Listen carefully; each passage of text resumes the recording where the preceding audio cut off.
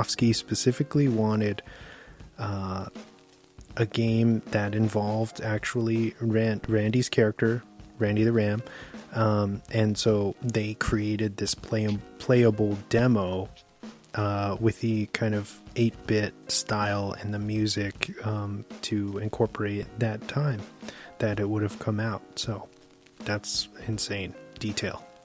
Something that probably most people just probably looked over. So let's move into what are your guys's, what's your overall rating and thoughts on how the film has aged nearly 14 years after its release?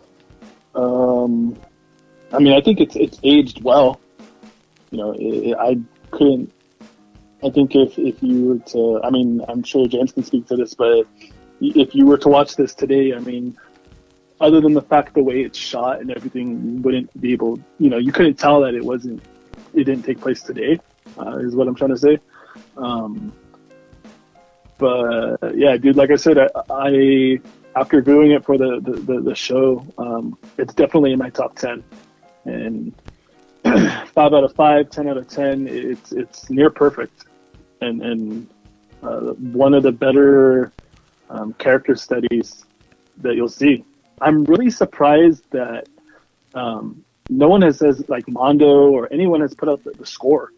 The score is fucking awesome. So Ryan gave it pretty much a perfect score. What about you, James? Yeah, I'd probably give it I'd give it like a 8.5. Pretty much pretty up there. Definitely, like I said earlier, I would definitely watch it again for sure. And I'd very much recommend it to anybody who I know who hasn't seen it. And there's not. Let's think about this. There's not many other, at least fictionalized, wrestling movies. Ready to Rumble, Nacho Libre, like this. That's not competition for the wrestler. You know what I mean? Oh yeah, you know, not at all. It's funny because I was trying to, before we got in there, I was trying to think of any other wrestling movies, and I literally forgot about Ready to Rumble. Like all I could think about was Nacho Libre. I mean, the Beyond the Mat's pretty good, but that's still not. That's like reality. You know what I mean? Yeah. I have some Swan facts here if you guys are interested. Yeah, let's do it. Oh yeah, give me those Swan facts. Ryan loves them. All right. First up, Bruce Springsteen actually wrote the closing track, which I think is called The Wrestler, specifically for the film, as he's actually friends with Mickey Rourke. It was a favor to Mickey. Can you imagine like having that in your back pocket? Like, oh yeah, I'm gonna call up Bruce and see if he'll write a song for me because he's my friend. Yeah, the boss.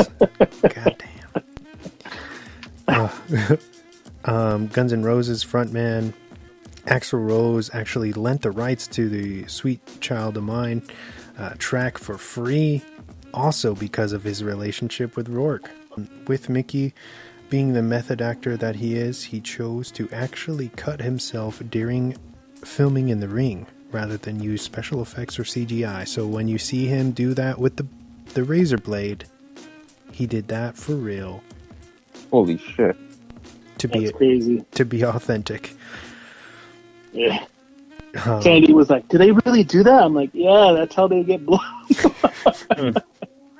Pictures of Lex Luger were used to emulate Randy the Ram at the height of his career in the pictures that are shown in the opening montage. So that's actually Lex. Oh shit.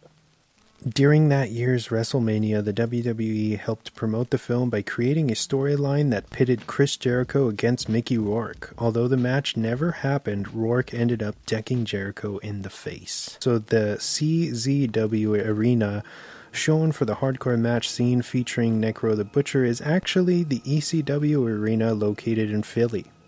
You know what, dude? I thought it looked fucking familiar. Yeah. Yeah, it's the actually... That's fucking awesome. It's crazy. Fucking ECW. Dude, ECW, shit. Sabu, dude. It's all about Sabu. And then in my final swan fact before we get out of here, there are a few cameos from the world of wrestling obviously featured in the movie, including Ernest Miller, Ron Killings, Austin Aries, and famed announcer Kevin Kelly. Pretty bad stuff. Badass. Here are the nominees for the Best Actor in a Motion Picture Drama. Leonardo DiCaprio, Revolutionary Road. Frank Langella, Frost Nixon. Brad Pitt, The Curious Case of Benjamin Britten. Mickey Rourke, The Wrestler. Sean Penn, Milk. And the Golden Globe goes to Mickey Rourke and The Wrestler. Wow.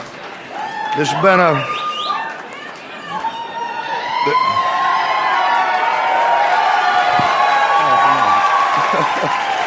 Thank you, baby. This has been a very long road back for me, and I'm not a really good public speaker. I was kind of hoping Robert Downey come up here and talk for me a little bit. But anyway, several years ago, I was almost out of this business, and a young man kind of got in touch with me, and he kind of put his whole career on the line by representing me and saying he wanted to, represent me, and he did a hell of a job. So I want to thank David Unger for having the balls, and I want to thank his boss at ICM, Jeff Berg, for not putting him back in the mailroom, and I work with a really special director that had to really fight hard for me to be in this movie because he couldn't get no money on my name. And Darren Aronofsky, I've said this. I've said this before. In like sports especially, which I could relate to, really great players or directors, they come around every 30 years, and I really truly believe that Darren is one of those cats, and it's just such a... He brought the best out of me, and he hates it when I say he's tough, but he is one tough son of a bitch, and if you're not... And if you're not in shape, the man will bring you down, because I always say he's smarter than the rest of us. Maybe not Steven, but, anyway, I got to thank... we didn't have a distributor, and we went to over to Venice, and Fox Searchlight came to our rescue. I want to thank Peter Rice. Is that it? I get your name right this time? Thank Peter Rice. Also, I want to thank... we had a wonderful cast... beautiful, talented Evan Rachel Wood and Marissa Tomei. Goddamn, I don't want to forget nobody here.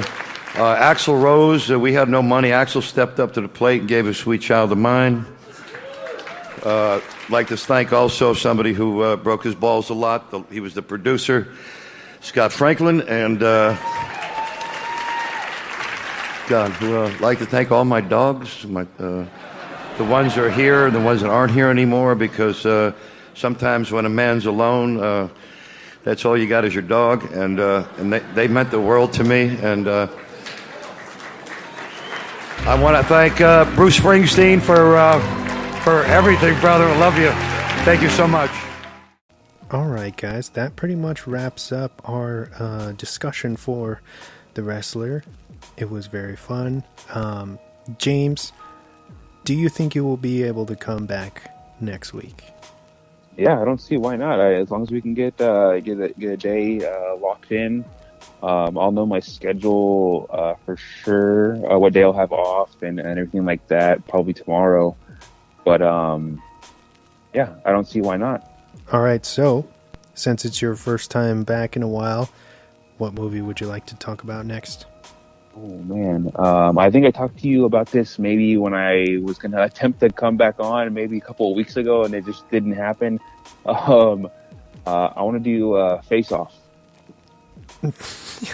Okay. Yeah. Yeah.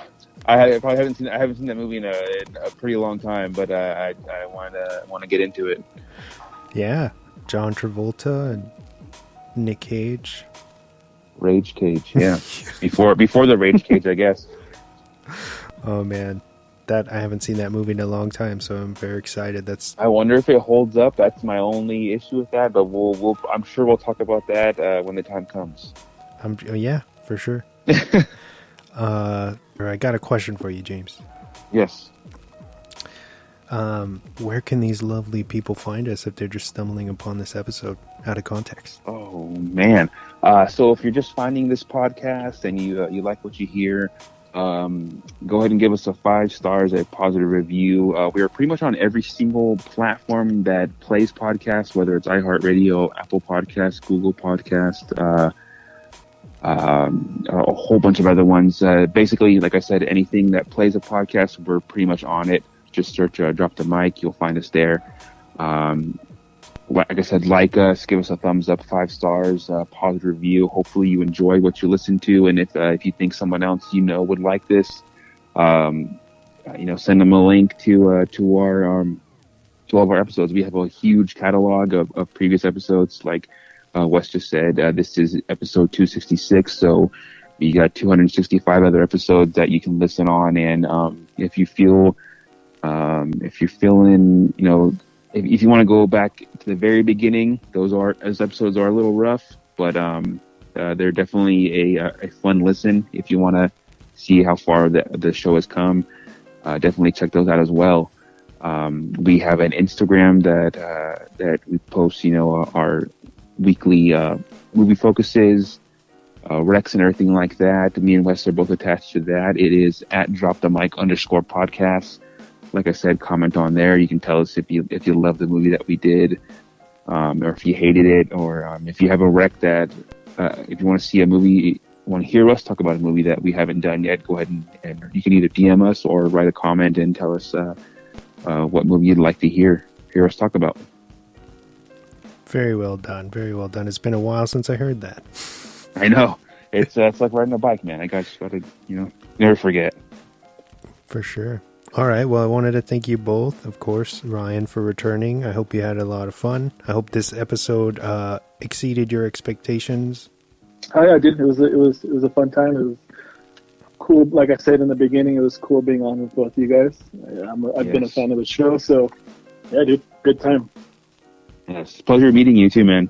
Yeah, it's been fun. Hopefully, do it again. Show. All right. Also, thank you, James. It's awesome to have you back, and what a movie for your big comeback. I know, man. The resurrection of James Warny, everybody. Prodigal son returns. All right, guys. Until next time, for Face Off, we'll say good fight and good night. Oh yeah. I just want to tell you, I'm the one who was supposed to take care of everything.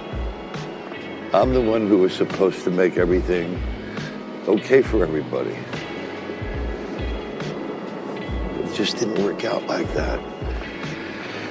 And I left. I left you. You never did anything wrong. I used to try to forget about you. I used to try to pretend that you didn't exist. But I can't.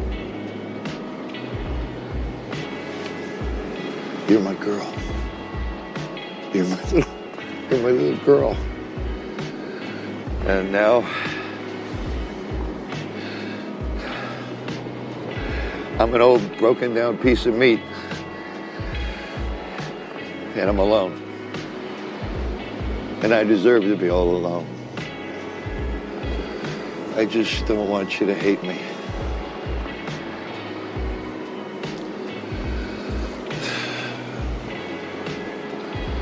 Okay?